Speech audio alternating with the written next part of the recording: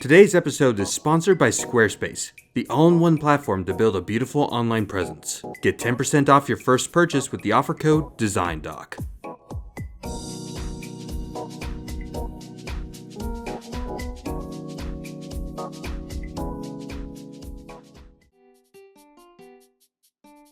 Inventories are not the stars of the show.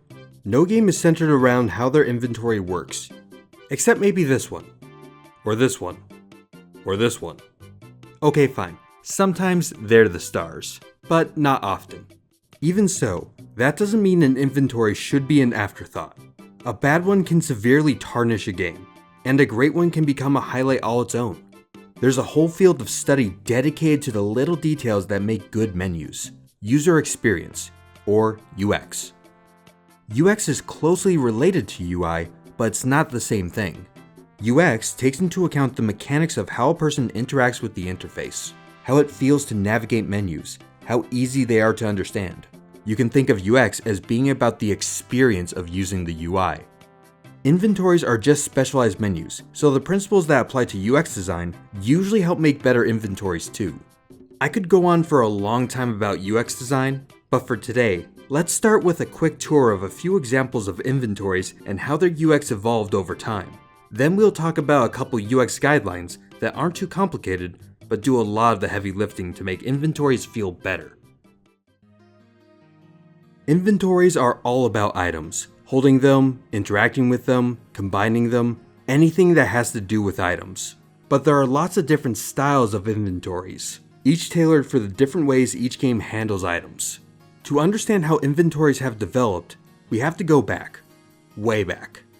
Further, keep going, back, a little more.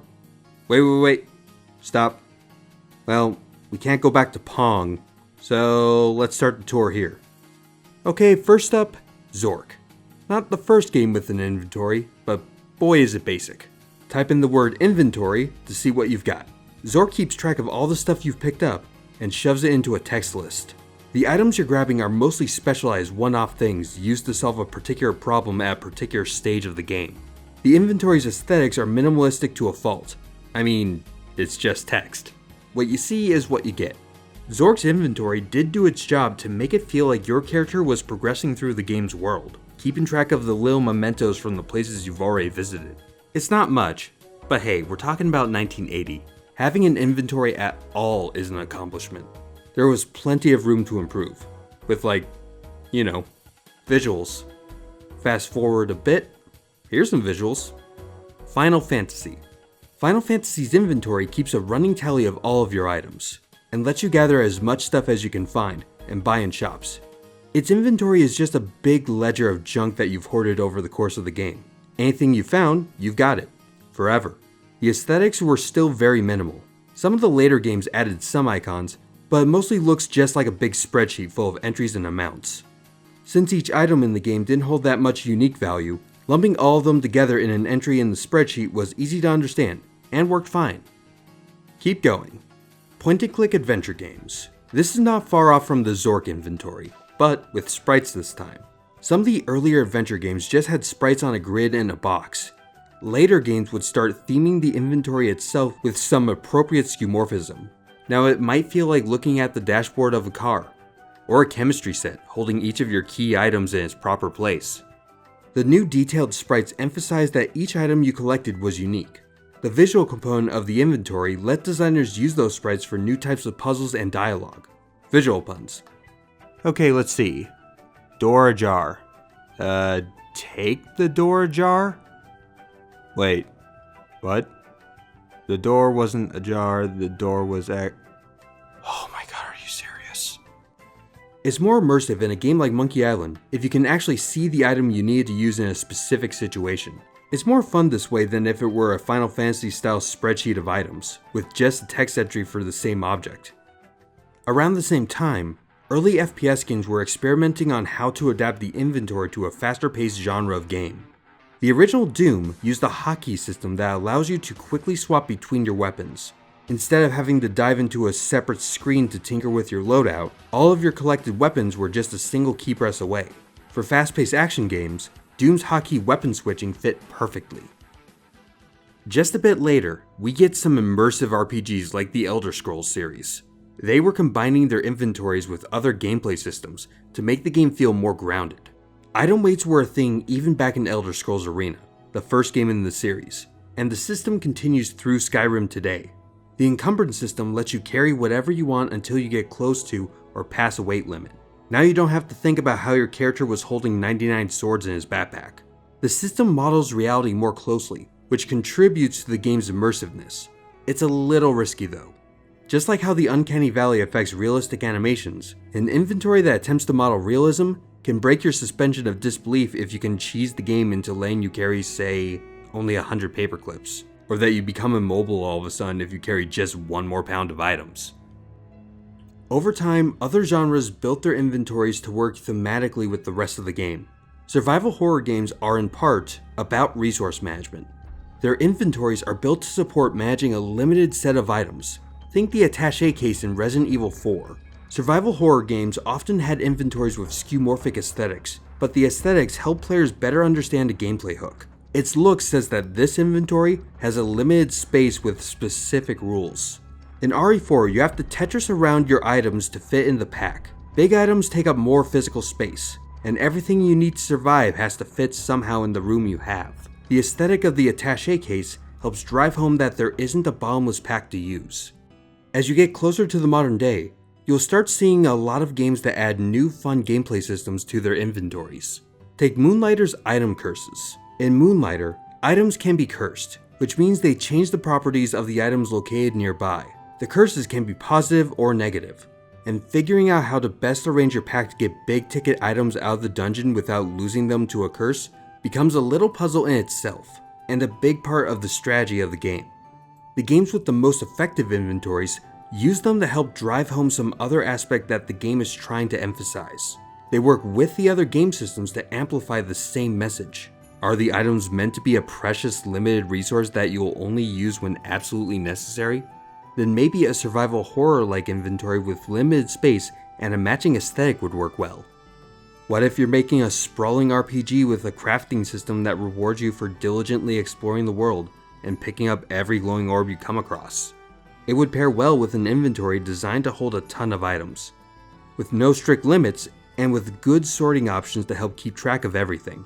The right inventory emphasizing the right things can help turn item management from a chore to a well-loved part of the game. Okay, so there's lots of different flavors of inventories, but even if you pick the perfect style for your game, you've still got work to do. There's so much more that goes into making an inventory feel good. An inventory, like any menu, is there to help you do a task, like look something up, change a configuration, maybe use something. You have to get a job done, and you have to do it through your inventory.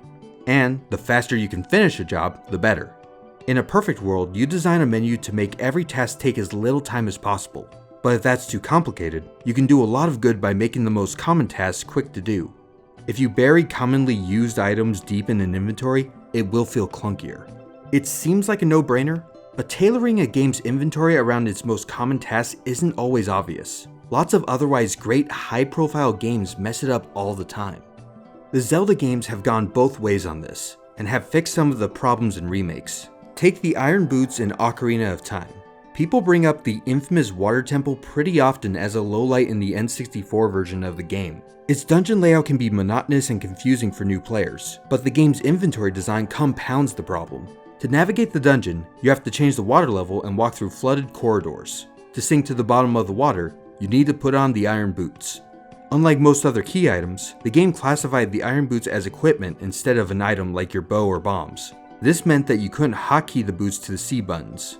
You would have to open the menu, go to your equipment, equip the Iron Boots, and back out of the menu. Run around underwater for a short amount of time, open the menu again, then repeat the steps to take them off. Even for people who know the layout of the dungeon by heart, they still have to take the boots on and off a good number of times. For new players, it was torturous. They fixed it in the remake though. The original release of Majora's Mask had a related but slightly different issue. It used the same C-button hotbar-like system as Ocarina of Time, but there weren't nearly enough spaces for all the items you commonly used.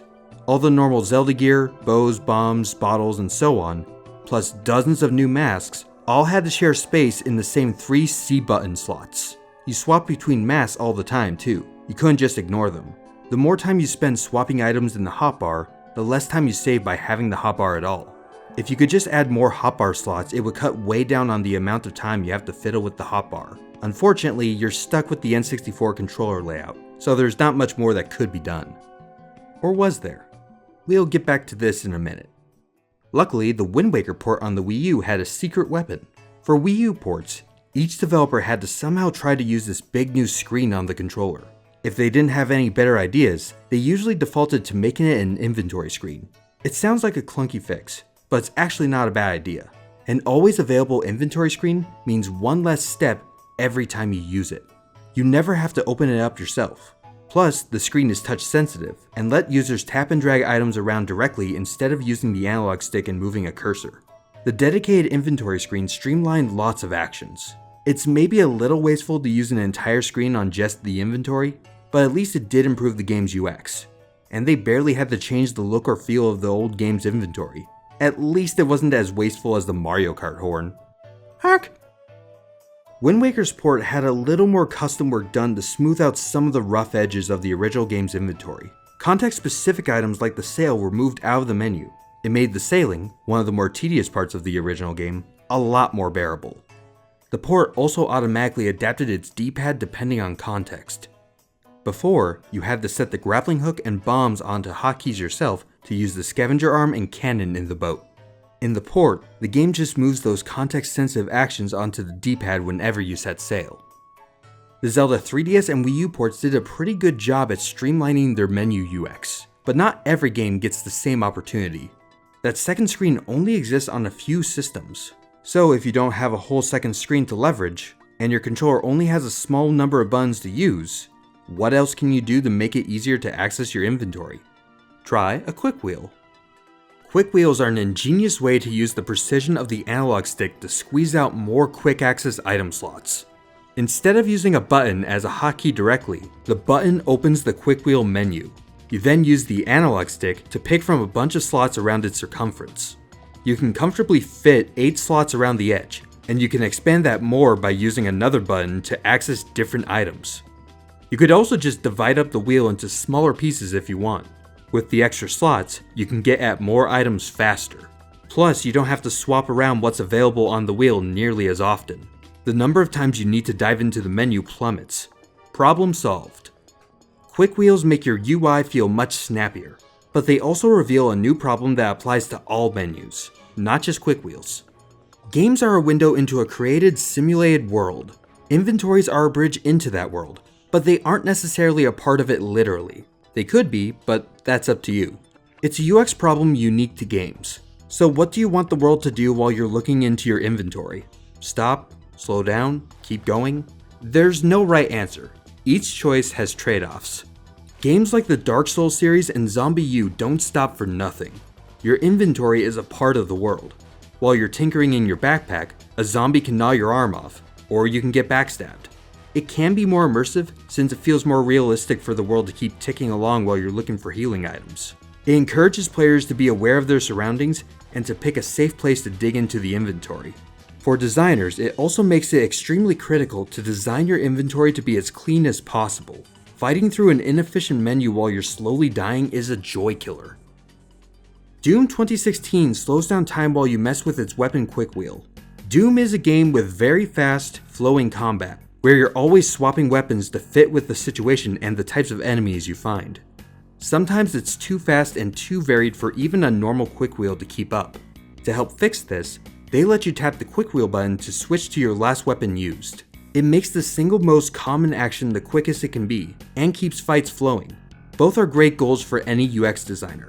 But if you need to use the full weapon quick wheel, the game slows down time.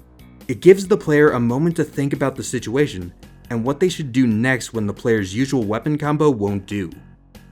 Or the game could always just pause the world entirely. It's sort of the default option. It lets players gather themselves, plan out moves, and really think about how they're going to solve the problem. There really is no right way to go, but you do have to think through the implications of any option you choose. The UX will drastically change, but it's all a matter of what fits most snugly in your game. It drives home the point that UX is not always a hard and fast science, sometimes it's just a matter of style. Inventory design is complex, and there are so many possible paths to go down. Inventories rely on standard UX design principles, but they can also be a creative tool. Sometimes they're a very utilitarian system to support the rest of the game, and sometimes they're a fun gameplay hook on their own. There are UX guidelines that can make one inventory feel better than another, but how each game designs its inventory is a matter of the game's core gameplay values and the designer's taste. Inventory design is its own puzzle, with infinite answers. You know who else appreciates great menu UX? Squarespace. We've built a few websites over the years, and in our experience, Squarespace is by far the easiest way to get a killer-looking website up and running extremely quickly.